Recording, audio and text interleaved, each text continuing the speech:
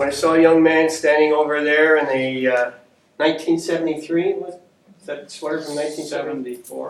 1974 football sweater.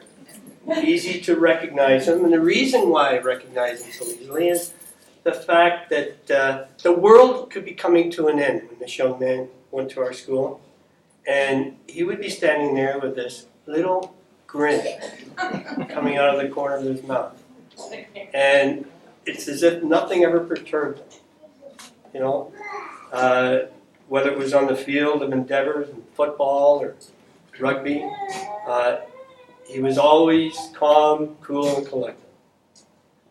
In fact, Jeff Honey and I were talking last night down at hockey in King City here, and Jeff was recounting how when Jeff was a quarterback and Dave was a receiver, he only had one play, and the play was to just go down, cut into the middle where all these big guys were, and Jeff would throw him the ball, and he'd get hammered. And of course they would catch on to it because they knew it was the same play every time. And every time he got hammered, he'd come back in the huddle and he wouldn't say anything. You know, he'd just keep doing it. But that was Dave Edwards. Dr. David Edwards, King City Secondary School, 1969 to 1974, to be inducted in the area of academia. David J. Edwards is professor and chair of the Department of Pharmacy Practice, as well as professor of pediatrics at Wayne State University in Detroit, Michigan. Dr. Edwards graduated from King City Secondary School. While at King, David was very active in a variety of sports, including track and field, football, and rugby. And he was a member of that rugby team, the midget team, along with Mike Kitchen, that won the All-Ontario Secondary School Athletic Association Championship in rugby that year, which is quite an achievement. He is still fondly remembered by many of his former teachers as a prototypical, well-rounded student athlete.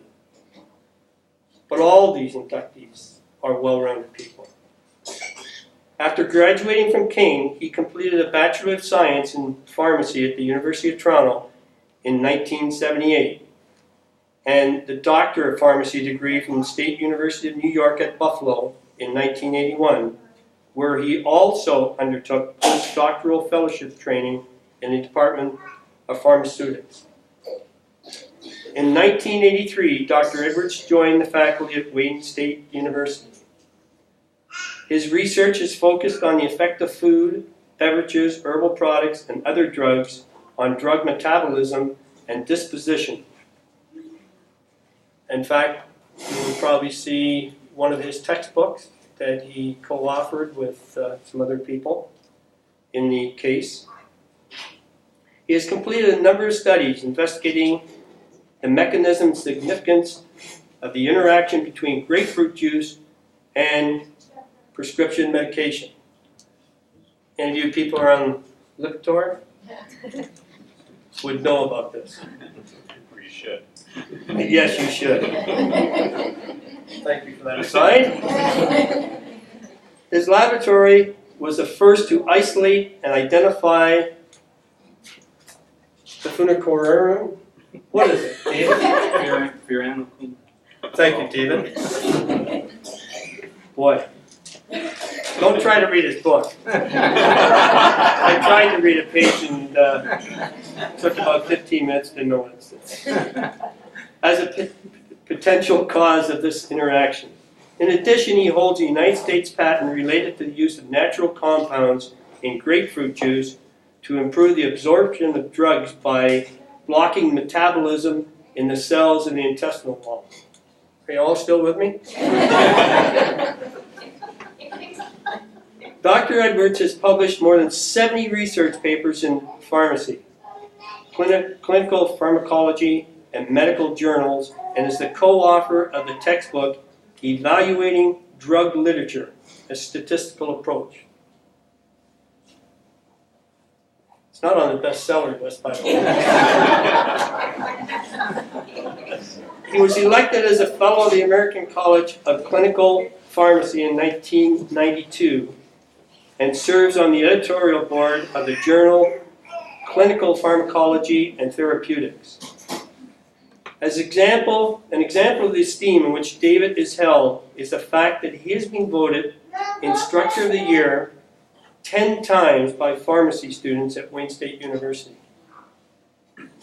Dr. Edwards lives in LaSalle, Ontario with his wife Christine, herself a graduate of KCSS in 1974, and their 3 children, Jeff 21, Mike 19, and Tim 13. In his spare time, he is active in coaching minor hockey and Little League Baseball. David was a class act when he was at King City. I don't know whether he got in trouble. If he did, he was very good at hiding it. But I cannot remember him ever being in trouble. And he has turned out to be a well-deserved recipient to be added to our case of distinction. I give you Dr. David Edwards.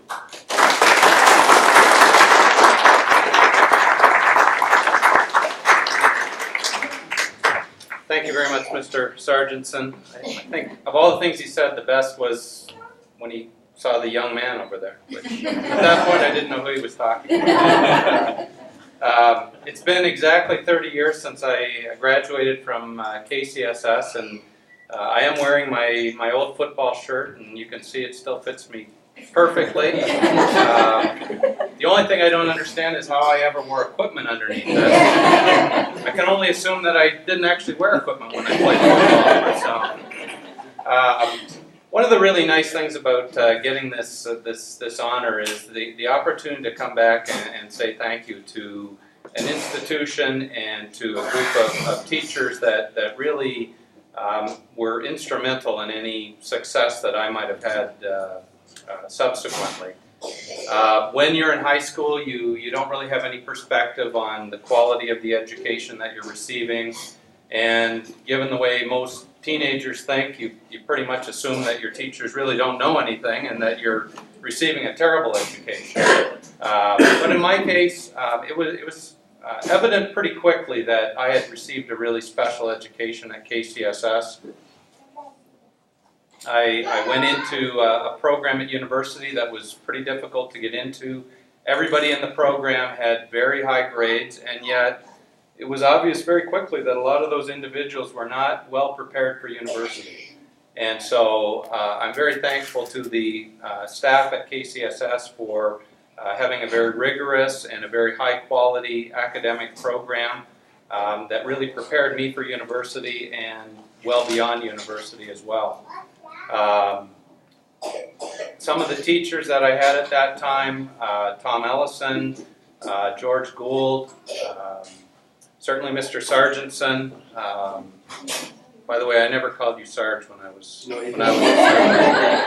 Bob Heaslip used to call you Sarge all the time. You might want to have a word with him. Brought you up properly. I don't think any of the science teachers that I had are here today, but I do want to say a word about the science faculty that was here at the time I was here, Dr. Samarica, Mr. Carson, and in particular Doug Hill, who taught chemistry.